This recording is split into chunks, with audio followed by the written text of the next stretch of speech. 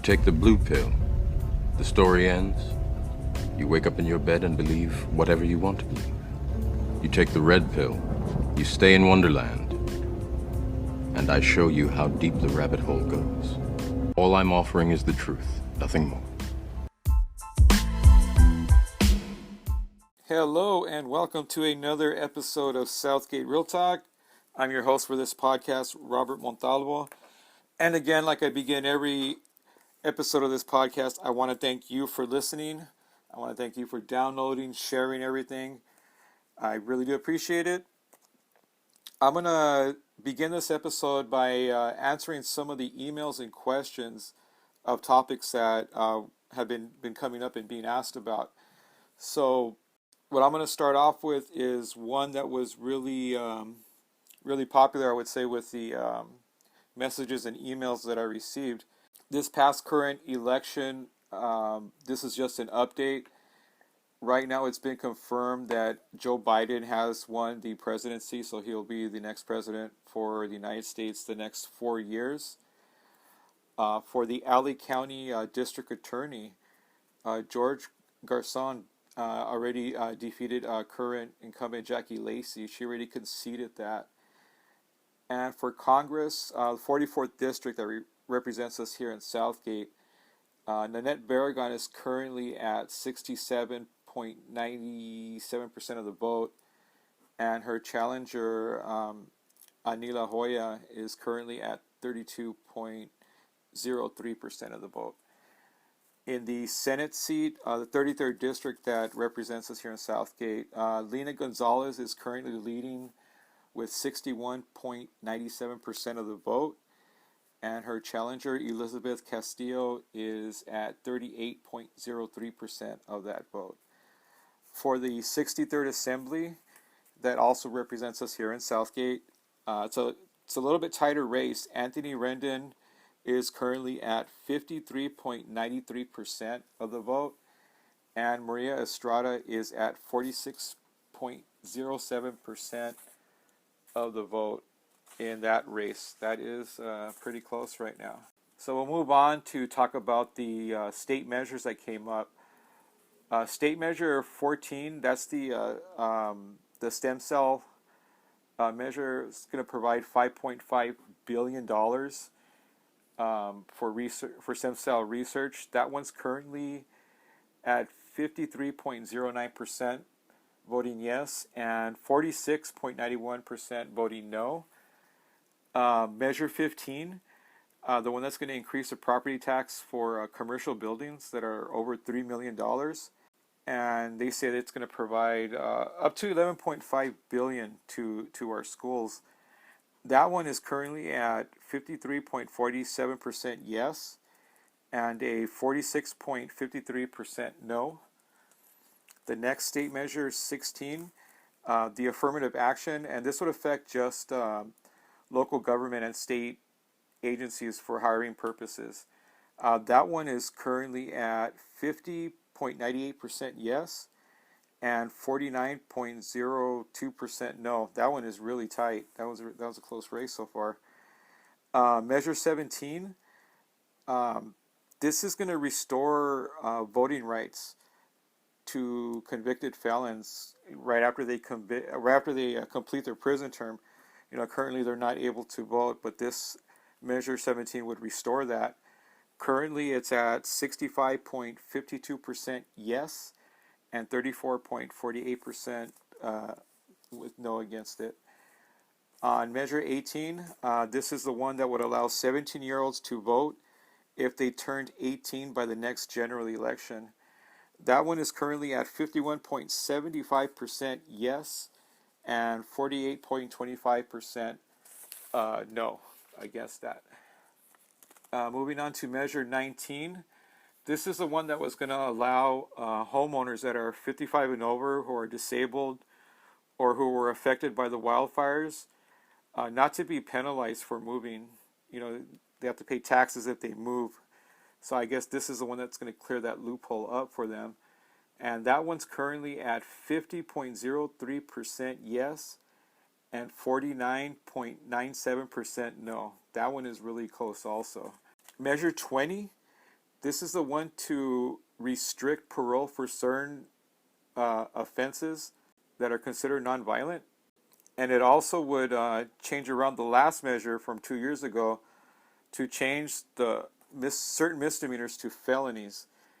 And that one's currently at 34.42% with a yes vote and a 65.58% with a no vote against it. Measure 21, which basically is going to make rent control available statewide for properties that are over 15 years old. That one's currently at 49.63% yes and 50.30% with a no. That one is also really close. Measure 22, which is commonly known as the Uber or the Postmates bill, but this is the one that's going to change like app-based transportation and delivery companies to classify the drivers as independent contractors instead of employees right now, like they're referred to. So it is right now at 55.32% yes, 44.68% with a no vote. And Measure 23, which was going to add more oversight for dialysis companies, adding doctors, registered nurses to be available, also not allowing them to not treat patients based on how they pay. That one currently is at 41.0% yes and 58.93% no against it. Moving on to Measure 24. This was one that was going to amend the consumer privacy laws here in California. It's going to make it more difficult, also create an actual agency to look over this and actually give the laws a little bit more teeth so that your information is not bought and sold so easily.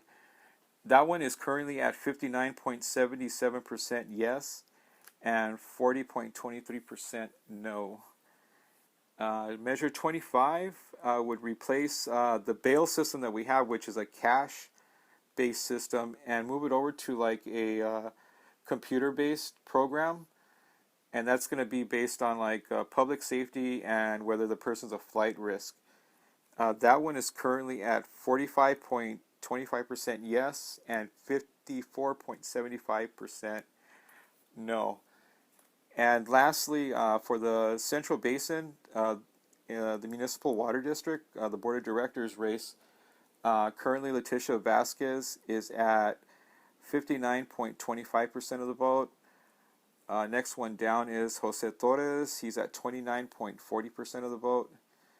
And Melissa Franco is currently at 11.34% of the vote. Now they still have a couple of counts to do before it's actually finalized. So some of these closer races, they could change by a couple of votes that are counted in favor, for or against it. So that's where we're at right now. I'll be right back.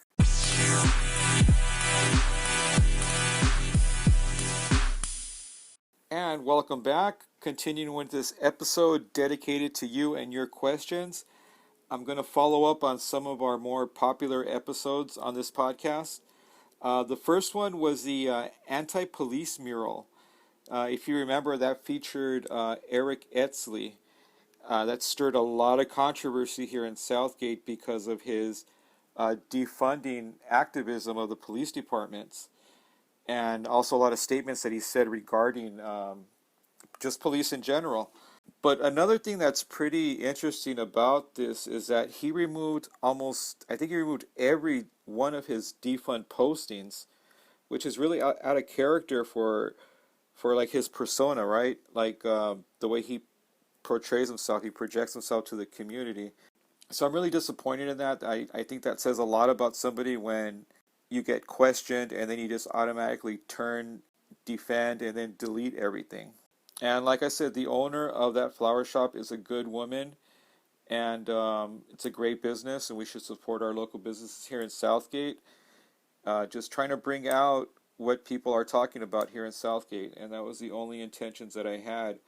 With Eric, I mean, I really don't know if we should have a mural of somebody like this in Southgate anymore. I did reach out to Eric to get his side of the story on everything. He declined and actually blocked me on social media. So I'm not sure he lost credibility.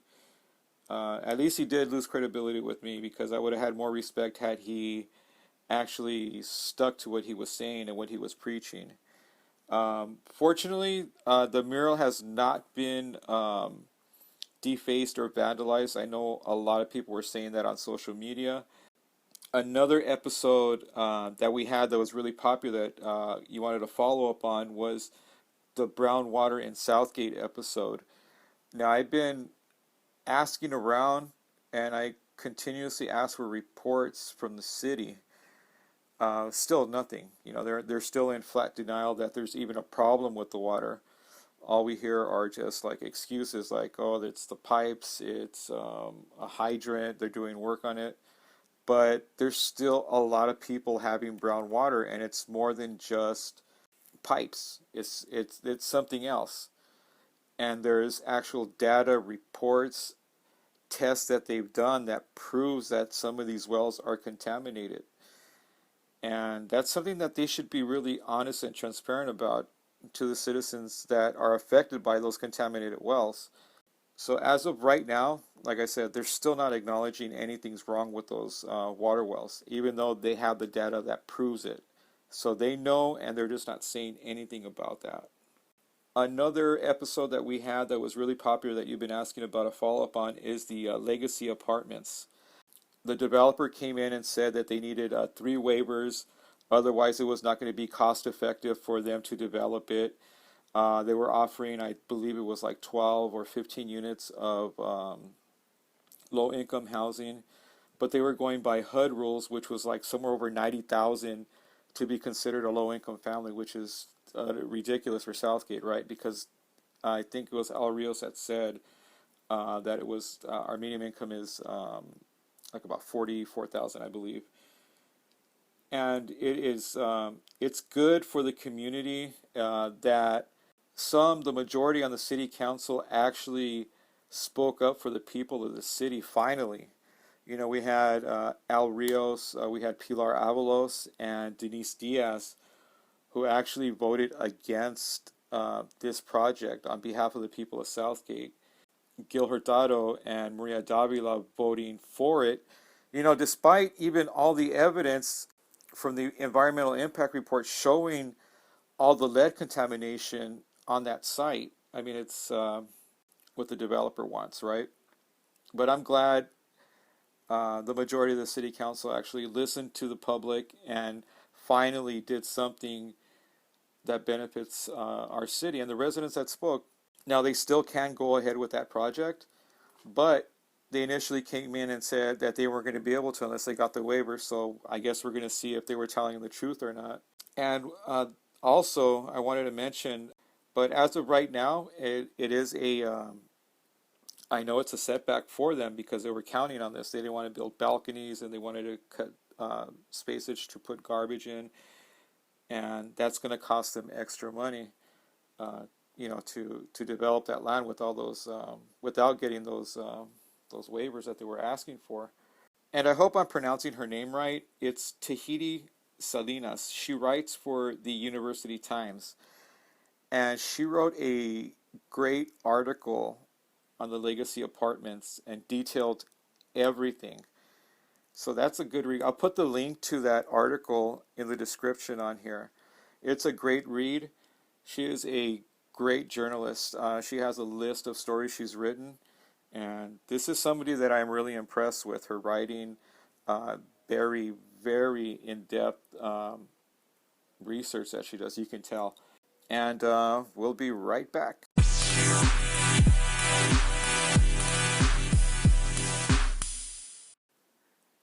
Hello and welcome back. I'm going to start this segment. It's a segment that I've been wanting to do, but I've been kind of pushing it back a little bit. It's a segment where I'm going to read your messages and emails. We get quite a bit of them over here. I appreciate it. And let's see how it goes. The first one I'm going to start off with in no particular order. This one's from Edgar. And he writes, can you talk more about the corruption in Southgate? Well, Edgar, you don't have to look far, right, to see that there is something going on in Southgate. department heads are leaving. Um, the chief of police. The biggest one that stands out is obviously the city manager leaving, like just quitting abruptly like that. You see these kind of situations happen in cities where there's a lot of turmoil with the city council, where obviously there's corruption, there's things going on, and we have all of that. I mean, just look at the Lakota, Eden Manor. With that, it didn't go through the planning commission. It was kind of like a hush hush thing, and they're operating without a license in Southgate, and City Hall people there knew about it. We have obviously all the stuff regarding Maria Davila, the mayor of Southgate. She's had a lot of issues with receiving money from before she votes on contracts or after contracts. The way she came about with her power grab this year. I mean, there's a lot of things, Edgar, that we can talk about, and I'm constantly looking for more information and things to report to you guys. So, don't. I'm always on it, and I'll make another episode. And in fact, I'm working on one right now. But like everything, I want to make sure I get all the facts together. That way, I can give you the full story, and you can make your own decision, based off of that. Okay, the next one is from Patricia. She says, "Thanks for keeping up the good work. Can you talk about the lack of resources for my kids?" Resources would, without being, you weren't specific on that, but resources like after school programs, like maybe a learning center, because we do have a great parks and recreation that offer a lot of programming for kids. Unfortunately, they're not all free. But I'm just gonna assume like resources. You mean like you see in other areas, like community resource buildings, programs for kids to keep them out of trouble. We do have funding for those things, but the city council just chooses not to spend it or focus that money on it.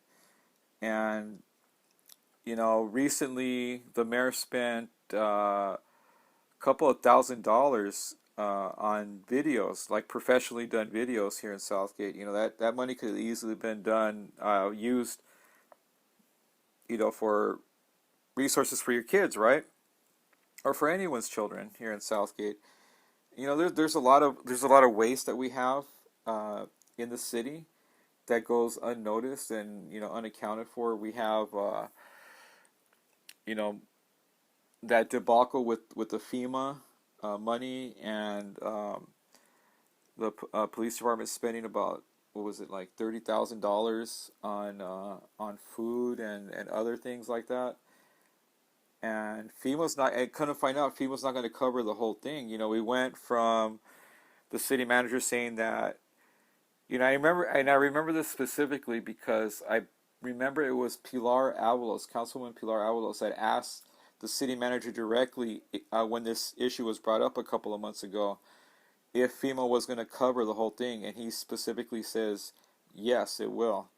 And then it went to, hey, well, there's a lot of cities applying for this money, so we're going to wind up paying for some of it. And it's just things like that where everybody's wasting money. Even if we have to pay 40% of that, that money can obviously go to kids, right? To a program. What's 40% of 30,000? What's that? $12,000? I mean, and those are just two things. I bring up stuff at city council meetings too, especially with the warrants. We have staff and stuff spending literally thousands of dollars on office supplies. And I was comparing it to like a regular year versus COVID, and it seems like nothing's changed, even though, they're not operating the same way they were before. It's just questions to ask. sometimes they get upset when you ask questions, but you know what? It's your right. It's my right. It's all our rights to ask, because that's the only way we're going to find out, right? But Patricia, that is it's a good question, but there's a lot of moving parts with that. But I really do think that the resources or the lack of resources for our kids really comes down to the spending and the budgeting from the city council. And it looks like right now it's not being focused on our kids. And that's a big thing. And all the way down, not just with resources for our kids, but even just the schooling. You know, even though our city doesn't have control over LAUSD, we should still hold them accountable for the way our schools are. You know, a lot of our schools are like 2 out of 10. They're rated really low. And I've said this before, that's not acceptable to anybody. I don't think anyway. I think our kids here in Southgate deserve to have the best education available. So there's a reason why we don't have that, and that's because that money's not being spent over here. There's no question about that to me. But you know, Patricia, I'll look more into this, and I will, you know, put this on a future episode. I'll answer that question when I find out more information. The next one comes from Mario. Mario. It's go. The word starts with F and rhymes with duck yourself, and that's all he writes. Mario, you know, what are you gonna do, right? Okay, the next one is from Frank. How do you know all these things? Do you think you are special? LOL. Well, Frank, first I'm not gonna read your email address out, but Frank, if you do catch this, message me and let me know if I can release your email address, because that is the best one I've seen, I don't know, probably in my life. That is so funny. But how do I know things? I mean, just like anything else, you study them. I go to meetings a lot. I speak with a lot of people. No, I don't think I'm special. I think we're all special in our own way. But Frank, again, I don't know if you're trying to be funny or you're asking a serious question, because I think this can go either way. But again, Frank, if you're listening to this, please message me and let me know if I can shout out your email address, because that is too clever. It's too cool, and yeah, that's pretty funny. Okay, moving on. The next one, let's see, from Mr. KD. Mr. KD, and it's a bad word, but Mr. KD, you almost got me with that. That's not cool. So he writes, "Can you talk about all the crime everywhere in Southgate? Southgate is becoming South Central." Well, some crimes are, from what I've seen, a lot of the violent crime is down, but a lot of the property crime is up. Like, you know, obviously thefts. I've seen a lot of catalytic converters being stolen for people's cars, batteries, and a lot has to do with legislators and a lot of the propositions that have passed. You know, kind of like people get arrested now, and it's kind of like a turnkey. You know, they go in and they go out like immediately. So I mean, that's why we need to pay more attention to who we vote for, like in our state assembly, our senators. Make sure that we hold them accountable for making these laws that affect us. And obviously this thing with like these property crimes, you know, what are you going to do if you're a police officer? I mean, you're going to arrest somebody for it, but the law says that they can only be kept for a certain amount of time. And they're literally released the next couple hours. You know, they just get booked, get a ticket, and go, and then they just don't show up for court, or whatever the case is with that. So this is something that's going to be a revolving problem for us for, you know, until we correct it. You know, this the city I should say, the state is going into a direction where it's anti-incarceration for that. So it's it's kind of either or with that. Either you have the incarceration or you don't, and there's really like no middle ground there. So without like these crimes being enforced and jail time being attached to them, they're going to be just released on the streets again. So that's kind of a touchy subject, depending on what side of the fence you're on that. And yeah, and it's not going to get better anytime soon. I can tell you that. But the crime that we're experiencing here in Southgate is really a reflection of what's happening all around the state. It's not just in Southgate, but you know, it's frustrating. I get that, but you know, one good thing is that violent crime is down. You know, that's a good thing. But then you have all the property crime. So I know crime is crime, but you know, there's just no easy answer for this because you have people on both sides that are very adamant about it, and you have a state legislature, you have a governor that is anti-incarceration almost, and you know, they're just releasing people that commit these crimes. You know, some of them have mental illnesses, some of them are just habitual, you know, drug addicts, and when it takes over somebody, they just, you know, they're just doing whatever they have to do to get their next fix, to get their next high, basically. So, Mr. KD, yeah, we're kind of stuck in the middle with this, and unfortunately, the crime, the non-violent crime, that property crime, that's going to be probably increasing, and you know, hopefully the violent crime keeps declining. You know, and that's a good thing because that means people are not getting hurt, people are not getting killed. But again, I get the frustration with all those little thefts and stuff like that. All right, the next one is from, she doesn't give a name, but it says, I'm assuming it's a she because it's Apple and it's a feminine name after that. The question is, why are you always talking about the mayor? Get a life. She's a good mayor. Stop hating on her. Okay, Apple, I never said I hated the mayor. You know, I don't hate anybody, but when I talk about the mayor is a liar. I mean, there's no, it's a fact. So, hating on her and telling the truth about her are two totally different things. You know, I made a public comment about this. Somebody said that they were being attacked because they were getting called out on, you know, all the stuff they were doing. And, you know, that's not the case. Being held accountable and being attacked are two different things.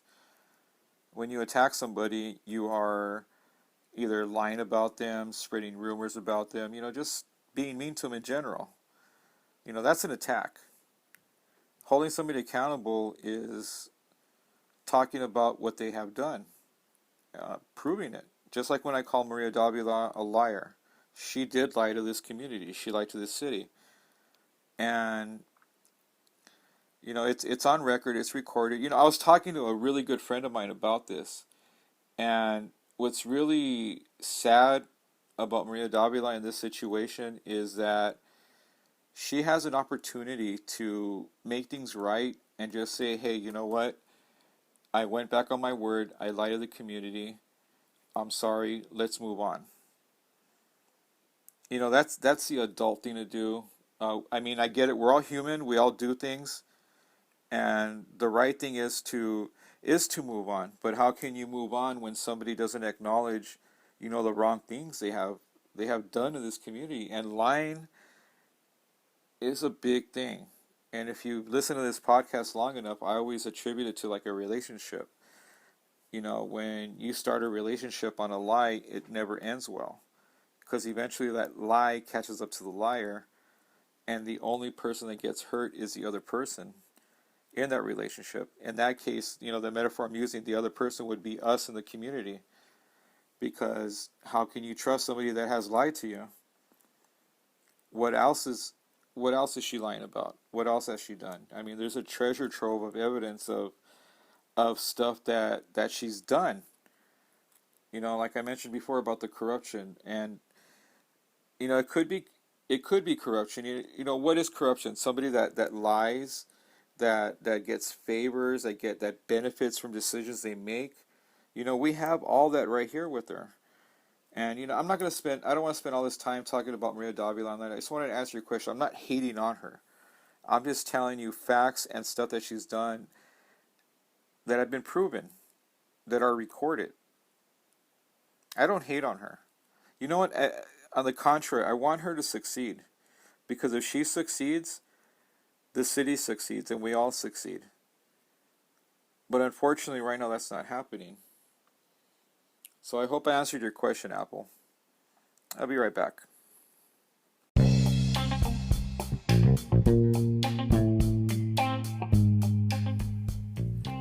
Well, that's it for another episode. I really hope you enjoyed it. I tried taking it into a different direction this time. So please let me know what you think. Also, if you haven't checked it out yet, there's a video that Thomas Buckley did on the Southgate police scanner group regarding tacos. They went ahead and sampled, I think it was 4 or 5 taco places that were voted on. And it's just a great video. I really enjoyed watching it. So check it out if you haven't. Again, everybody stay safe. Keep listening, keep sharing. I really do appreciate it. Keep those messages and emails coming in. And I will see you on the next episode. God bless you.